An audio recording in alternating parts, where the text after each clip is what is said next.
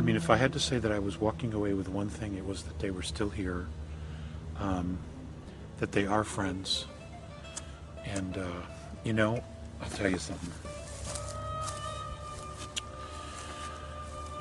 You asked me a question yesterday about spiritual moments.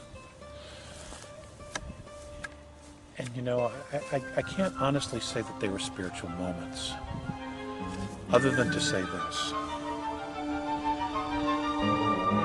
On one particular contact, we were up above in the scout craft, and Sayus was here and Mornay was on this side, on the right.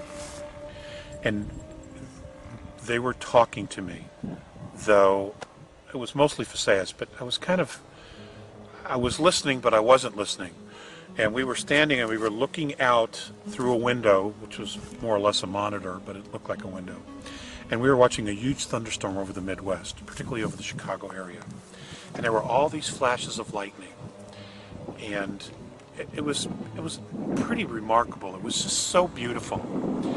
And I remember that moment, because in that moment, for whatever reason, I felt completely whole.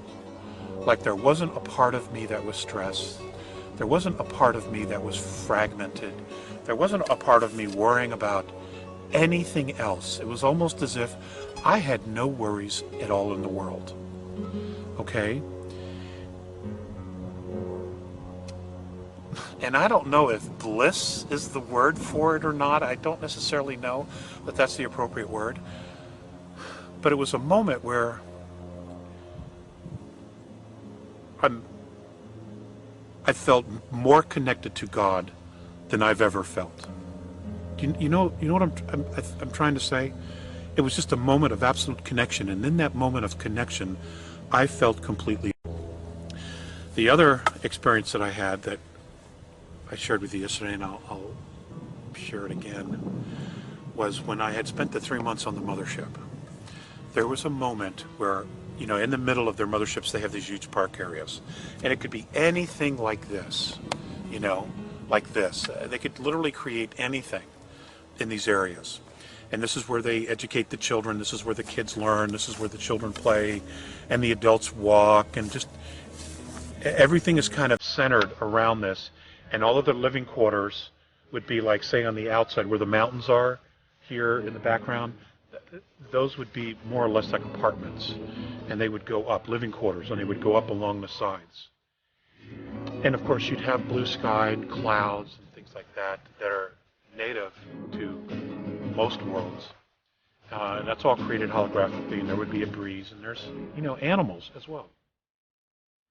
There was a moment where I was lying on my back looking up at this, and I remember, now the children are all telepathic, so you don't hear a lot of screeching and yelling and, you know, screaming and all that stuff. But you could hear them running around and playing on the soil, in the grass, because I was lying on my back looking up, thinking to myself, my God, you know, here I am in this incredibly beautiful place, and I'm on a ship and we are traveling through space, you know, and it's just like, you know, how do you describe this to people? And I remember at that moment feeling the safest I think I have ever felt in this particular incarnation. It was the safest I'd ever felt. And, you know, I made note of that. I made note of that, about how safe I felt at that time. And it was just really, really awesome. And, you know, there have been a lot of moments like that. And it's tricky to try to hold on to those feelings and bring them back here. It's really tricky. You know, you almost have to completely fool yourself. And it would be so nice, you know, if we could all aspire to make Earth that kind of a way, that kind of a place where we knew we would be safe. I mean, that doesn't mean that there isn't death. That doesn't mean there isn't accidents. But wouldn't it be something if we could all feel that sense of security, that sense of safety, that sense of wholeness, you know. And for me, when I'm here and I'm not with them, the only place I get that is in nature. You know, walking around in a place like this and listening to the ravens and the crows or just listening to nothing, just listening to the quietness and tuning into my own frequency, you know. It's kind of, this is good, you know, this is good. You know, everybody needs to nurture their soul and to replenish their soul. You know, just check in with their soul. And, you know, that's what I do out here. You know, at least make the effort to have those moments so that you know what you're reaching for when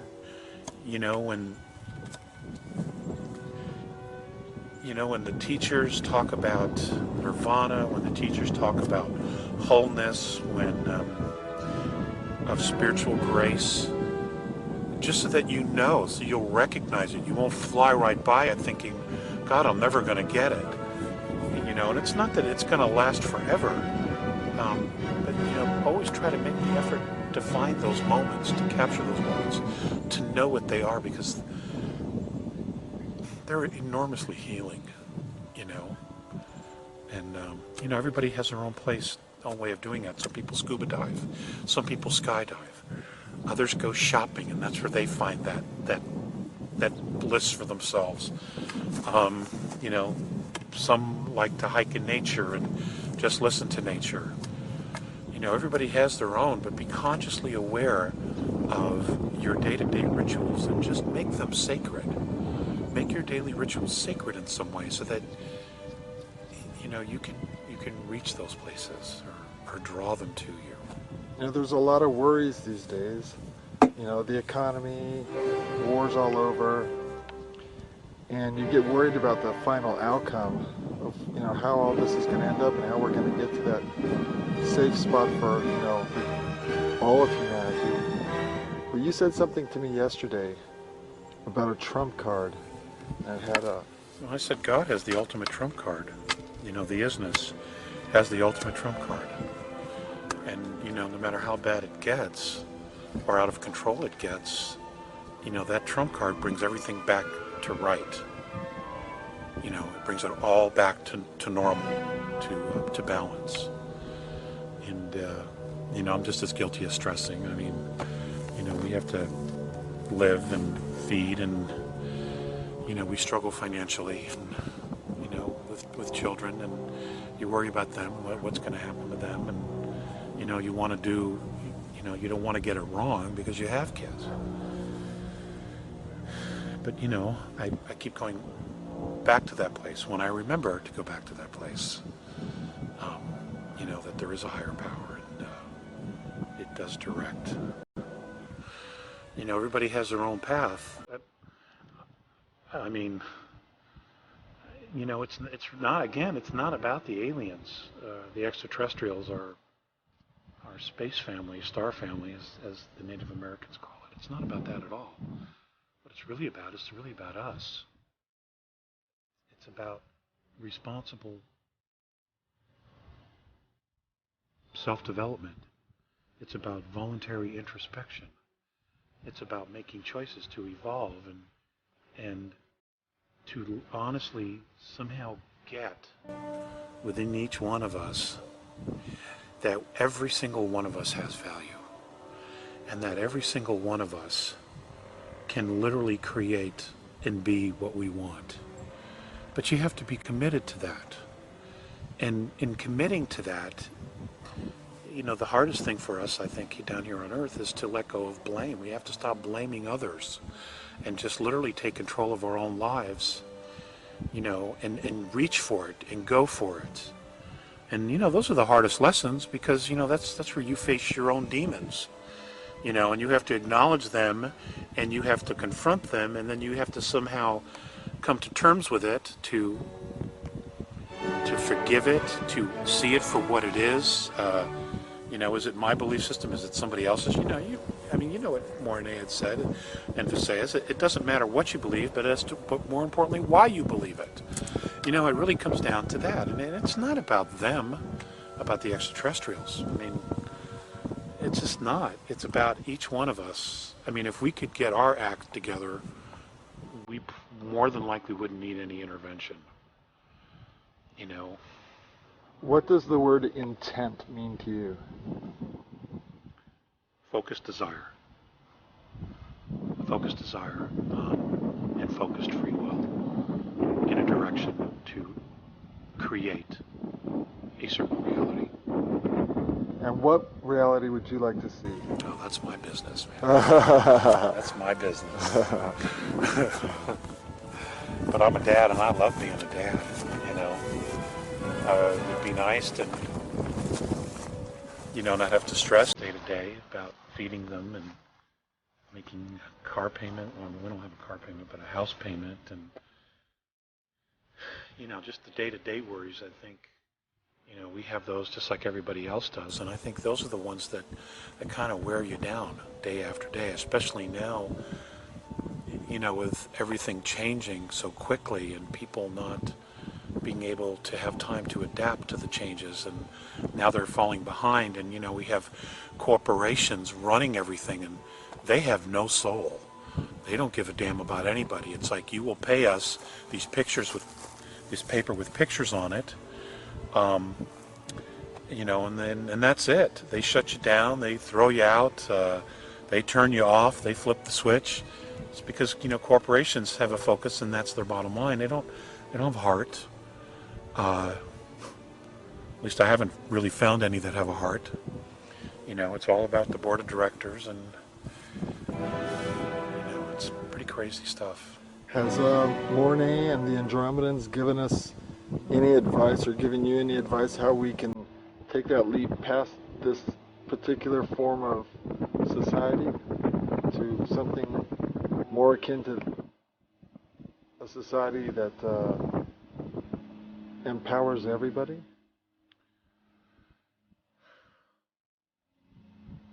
I don't think they have directly. At least they haven't to me directly. They have to some of the other contactees. The other three who are in the world somewhere. Contactees from Andromeda. That are talking to Mornay and Visayas, or Mornay now, and maybe other Andromedans I don't know specifically, and they wouldn't necessarily tell me. Not directly, but, you know, my gut feeling is that if we could figure out who we are, then we would be able to come up with our own solutions. You know, we would be able to come up with our own solutions. I think, you know, when it's all said and done, and we all have that aha moment of, you know, we suddenly miraculously get the big picture about what's been happening here, and how literally, you know, we can create our own reality. I wouldn't at all be surprised if humanity creates something completely different than this.